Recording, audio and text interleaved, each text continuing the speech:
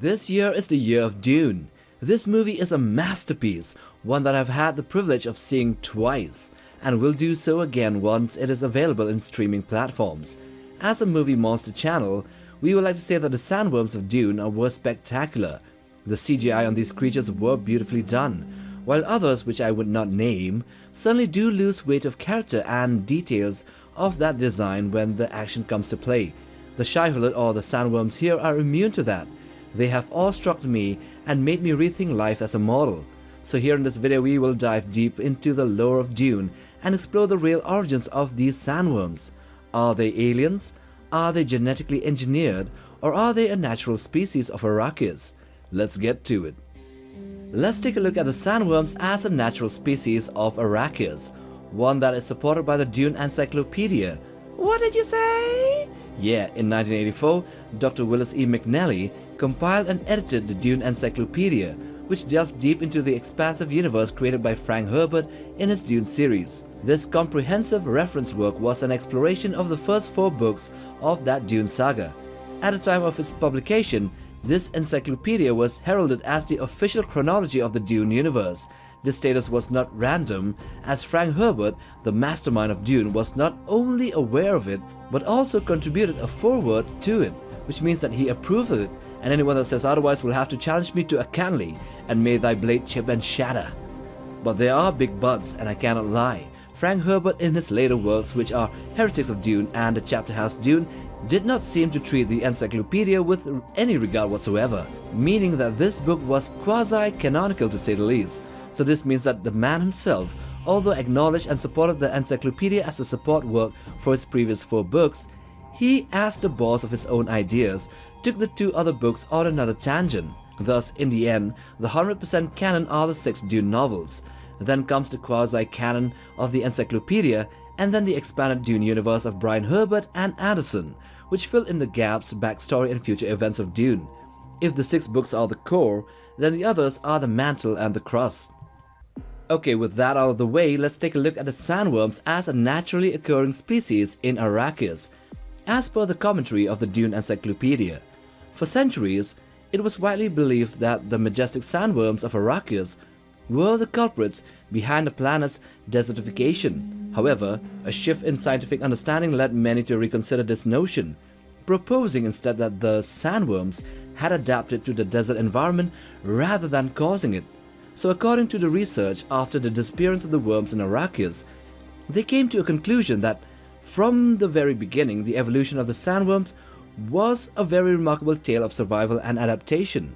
Their genesis was as small types of marine organisms that burrowed in the ocean floor of the same planet, but then the sandworm managed to survive as the only major life group after a catastrophic event nearly 50 million years before the current era. The event that robbed Arrakis of its oxygen and led to the gradual evaporation of its oceans, leaving only large lakes and a big patch of barren land. This event triggered mass extinctions, wiping out much of the planet's life. However, the sandworms, free from predators and competition, had the opportunity to adapt and evolve. Thankfully, due to its hardy nature and a flexible genome, they actually thrived and turned the new world into their heaven. Due to the sand trout, which is the baby form of the sandworm, due to its ability to insist and trap water underground into deep subterranean pockets, over time, Arrakis transformed into a desert. And then the sandworm underwent significant evolution, becoming perfectly suited to its environment, to its new arid environment, developing into a gigantic worm which is now considered as the adult form. But this came at a price. This sandworm had a strong aversion to water, rendering water poisonous to the creature. Anyway, this adaptation allowed the sandworm to thrive and reproduce like hell in the harsh desert landscape, multiplying like crazy and slowly over millions of years, generating oxygen again to the atmosphere and slowly trapping all the water of Arrakis underground, turning the surface into dunes and deserts. And then humans would discover Arrakis and come to colonize it, and then discover spice, which became the lifeline of interstellar navigation. Then the freemen would come there and then begin to worship the sandworms as the Shai-Hulud, which are godlike beings. The second origin story here is the sandworms being alien species introduced into Arrakis. So this origin story is actually treated as canon since it was teased early in Frank Herbert's Children of Dune book. Here Leto II reveals to his twin sister Ghanima that the ecological change Dune is experiencing will lead to the death and mass extinction of all the sandworms. In the book, Leto said that the sandtrouts, which were the baby sandworms, were introduced here, meaning Arrakis, from some other place. Which means that because he had prescient powers, enabling him to see past, present and future, he was able to see past the written and manipulated history of humanity. He was able to view the actual origins of the sandworms and much of what had happened over the thousands of years. So even though the evolution theory seems all good and beautiful, the actual case was more of a creation myth, or at least an invasive species genesis story. But this statement was as vague as anything Biden had said over the last couple of years. Yeah, were they brought by the Freeman, were they introduced by the thinking machines, or by ancient aliens from the History Channel? In any case, since they weren't an endemic species to Arrakis and were introduced there in the distant past, that makes them aliens to the Dune planet at least. Now lastly, with Leto's statement of the sandworms being introduced to Arrakis in the past, let's take a look at them as a genetically engineered species. We would have to do some investigative work here, guys. Just as in the real world, we follow the money, here we follow the spice. So since the spice was said to have been first discovered here in the planet of Dune, that means only one thing, and that is, this is an intentional byproduct of a species genetically engineered for the desert world, and made specifically for the conditions of this planet in order to manufacture the much needed compound. So Arrakis was back then terraformed using the genetically engineered sandtrouts, introduced by, if not a past human political faction, then maybe by the Titans, or maybe just by a mad scientist who understood that a vast amount of melange would be necessary to enable humanity to discontinue the use of AI or the thinking machines in interstellar navigation. The complex life cycle and very choosy habit of the worms to actually survive makes it highly unlikely for them to be any natural or alien species taken from an unknown planet and made to thrive in Arrakis. There are a lot of factors to consider.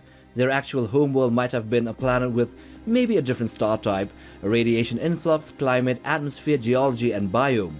The fact that it had been recorded to have failed to survive in other planets when they were introduced there as per the era of the Dune saga further proves that it was genetically engineered to flourish only in Arrakis. Even in the last book, which is Chapter House Dune, when the sandworms had become extinct in Dune, the only specimen saved and kept for reseeding the planet in the future was preserved and made to survive in an artificial environment created to mimic every condition of Arrakis. The condition of Arrakis as of the pre-God Emperor timeline, before it became a lush green paradise. So, in conclusion, the sandworm was more likely than not a genetically engineered species from an unknown faction or alien race taken from a different planet, introduced into Dune in the ancient past, and its sandtrouts, as well as the entire life cycle, transformed the planet into the desert world that we all saw in the recent movie. So those are the three genesis or origin stories of the Sandworms of Dune. The first one from the Encyclopedia is the evolution theory. Then comes the canon, which is the introduction storyline. Maybe from a different faction, alien, or we don't know. And then they might have been genetically engineered rather than being alien species or naturally evolving ones. Anyway, if you like this video, then watch this other one as well, and do check out our channel for other monster content. Like, subscribe, and we'll see you in the next video. Take care, fam.